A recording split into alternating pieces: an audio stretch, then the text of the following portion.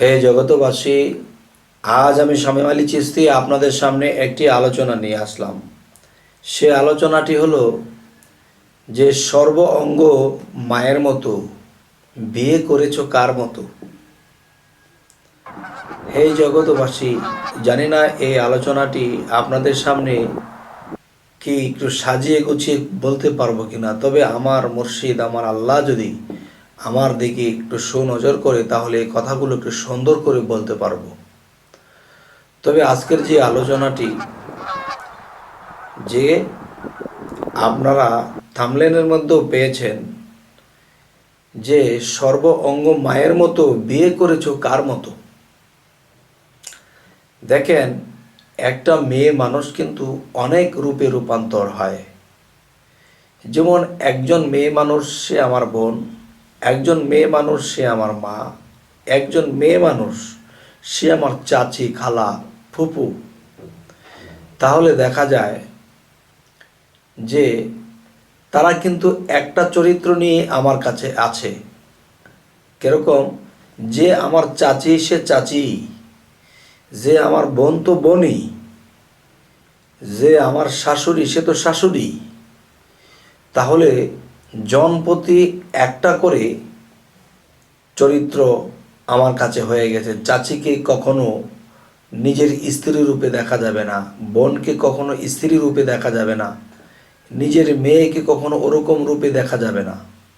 তাহলে বোঝা গেল যার যে চরিত্র আমার সাথে একই চরিত্র সারা জীবন যতদিন বেঁচে থাকি। কিন্তু স্ত্রীর চরিত্র একজন স্বামীর কাছে কয়েক প্রকারের চরিত্র, কয়েক প্রকারের ধরন। কেমন? যেমন আমার স্ত্রী যখন আমাকে ভাত বেড়ে দিয়েছে, আমি খাওয়া দাওয়া করতেছি এবং তিনি বাতাস করতেছে, আমি খাইতেছি, তখন আমার স্ত্রী তখন ওই সময়ে স্ত্রীর রূপ নয়, তখন তার রূপটা হলো মায়ের রূপ। মা যেরকম সন্তানকে বাতাস করে খাওয়াইতেছে, তখন সেখানে স্ত্রী রূপে তাকে দেখা যাবে না। যে একজন মা একজন সন্তানকে যখন খাওয়ায়, তখন সেই ধ্যান খেয়াল রাখতে হবে। আচ্ছা, এ হলো নিজের স্ত্রী একটি মায়ের রূপ নিয়ে নিল। এরপরে আসি, যখন যে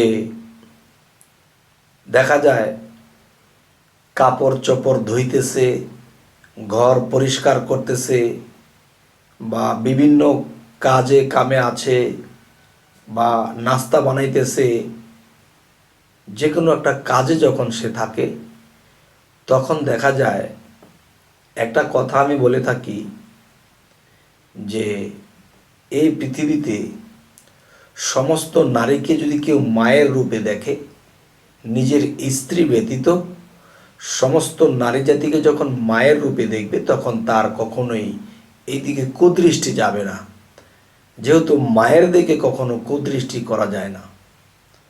আচ্ছা, তো এখন বিষয় হলো যে নিজের মায়ের পেটের বোন, তখন মনে করব যে সে কাজ করতেছে, ঘরে ছেলে মেয়েদেরকে লালন পালন করতেছে, তখন সে একটা রূপ নিল, এটা বোনের রূপ নিল। এখানে অন্য কোনো রূপে তার দিকে আমার কল্পনা বা তার দিকে চাওয়া যাবে না।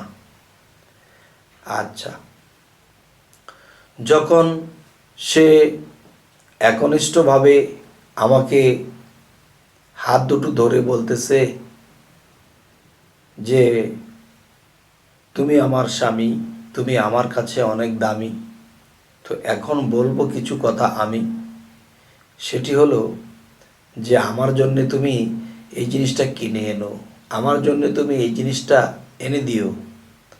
তখন এখানে স্বামী স্ত্রীর মহব্বতে একজন আরেকজনের দিকে তাকানো হচ্ছে, এবং দেখা যায় যে স্ত্রীর রূপটা কখন আসে, যখন দেখা যায় যে নিজের একই ঘরে বাসস্থান, একই ঘরে শোয়া ওঠা বসা, তখন স্বামী স্ত্রীর যে রূপ তাদের মধ্যে এসে যাবে, সেই কল্পনা, সেই ধ্যান ধারণাটা এসে যাবে।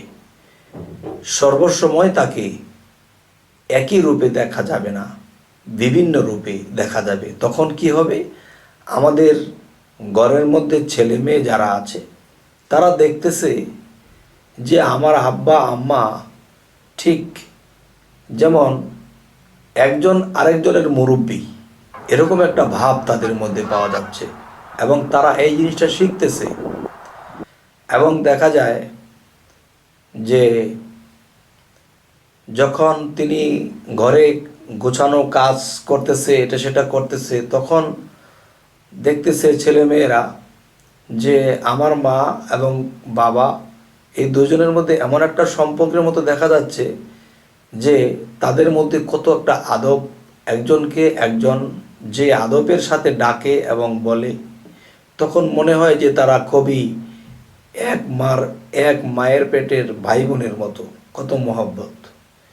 কিন্তু দেখা যায় অন্য অন্য সময়ে পিতামাতা যদি একই রুমে থাকে তখন তাদের চরিত্রটা আরেক রকম হয়, মধুর হয়।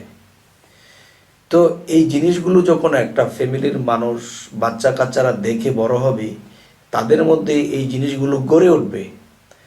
যাই হোক, আজকের যে আলোচনার মধ্যে যে মূল আলোচনাটাই রয়ে গেছে, সেই মূল আলোচনাটা কি? সেই মূল আলোচনাটা হলো যে সর্ব অঙ্গ মায়ের মতো, বিয়ে করলা কার মতো। তো এই কথাটা যদি আমি বলতে যাই, যে জানলে কথাটা সামান্য, আর না জানলে অনেক কিছু। দেখবেন এই পৃথিবীতে যত নারী জাতি আছে, কারোর সাথে কারোর চেহারার মিল নেই, কারোর সাথে কথার মিল নেই, ভাষার মিল নেই, পছন্দের মিল নেই, কণ্ঠস্বরের মিল নেই, সম্পূর্ণই আলাদা আলাদা। তাহলে বিয়ে করলা কার মতো? সর্ব অঙ্গই তো মায়ের মতো। তো বিয়ে করা হলো যে আমার স্ত্রীর চেহারার সাথে আমার মায়ের সাথে মিল নেই, আমার বোনের সাথে মিল নেই, আমার মেয়ের সাথে মিল নেই, আমার চাচির সাথে মিল নেই। তাহলে কি, যে সর্ব অঙ্গ মায়ের মতো, বিয়ে করলা কার মতো? বিয়ে করেছি তার রূপেই চেঞ্জ, তার রূপের সাথে আমার মা বোনের সাথে মিল নেই, তাহলে সেই রূপটাকেই আমি বিয়ে করেছি। তাহলে আজকের কথার যে ফয়সালা এটাই, যে আমি যদি জানতাম যে এই রূপে আমার বোন, এই রূপে আমার চাচি, এই রূপে আমার খালা ফুপো, তাহলে আমি এদেরকে কখনো বিবাহ করতে পারতাম না। তাহলে বিবাহ যখন করেছি তখন দেখেছি যে তার চেহারার সাথে কারো চেহারার মিল নেই, তাহলে তিনি তিনির মতো, আমার স্ত্রী স্ত্রীর মতো, তার সাথে কারো মিল নেই। তাহলে বোঝা গেল কি,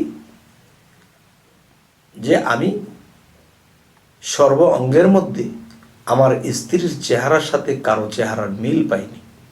তবে এই কথাটা বেশিরভাগ লোকেই জানে।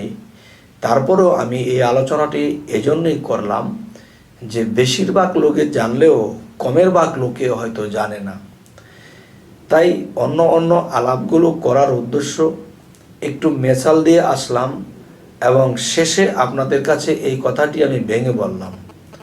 তবে হে জগতবাসী, আজকের এই আলোচনা আপনাদের কাছে কেমন লাগলো তো অবশ্যই কমেন্টে জানাবেন, এবং যদি আপনাদের এই আলোচনা ভালো লাগে তো আমাদেরকে জানাবেন, আমরা আরও নিত্য নতুন কিছু আলোচনা যেন আপনাদের কাছে উপহার করতে পারি। তবে আজ এ বলেই রাখবো, সকলেই ভালো থাকবেন। আল্লাহ হাফিজ।